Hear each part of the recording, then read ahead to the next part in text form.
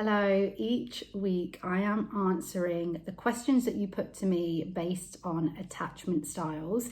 And this week's question is it possible to fall into all three attachment styles at the same time?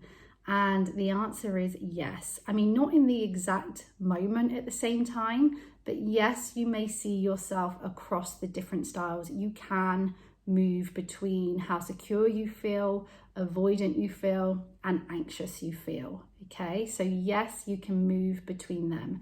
So if you are reading up or learning about the styles and noticing that you relate to different elements of each style, completely normal, and I'm very much the same.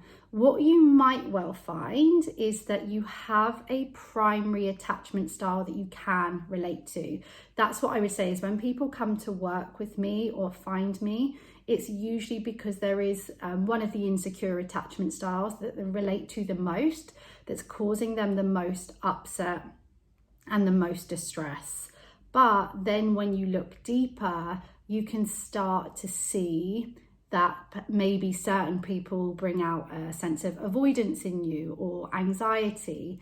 So that is a very normal experience. For me, it hugely depends on who is in front of me, but not just that.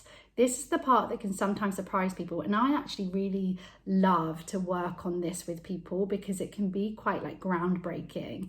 And that is that it's not just about the person in front of you that influences how secure or avoidant you feel or anxious. It can also be like certain triggers. This is true. In the morning, early hours of the morning, I'm avoidant, very avoidant. Some people can find that they are more anxious on a Sunday. So it can really depend. But yes, you will fall into different ones. And at the core, if you think about what is, bringing on avoidant and anxious attachment, because in this case, I'm looking at it's usually that people are asking about the insecure attachment styles, and it is coming from the same fears of rejection and abandonment. It is this, you might think it's the avoidant that's unavailable, but so is someone who is anxiously attached. So it's more about, how can I show up and continue to be unavailable? That's what's going on unconsciously. And we will rely on whatever tactic we can to remain unavailable. So with some people, that is going to need us to be avoidant, because if someone's available, I'm going to have to be avoidant if I'm going to protect myself.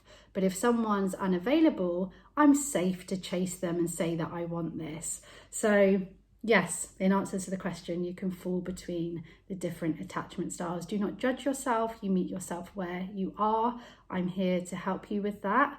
If you do want to dive in deeper to the next level of understanding your attachment styles, then make sure you download my free short course, Attachment Styles, the Next Level.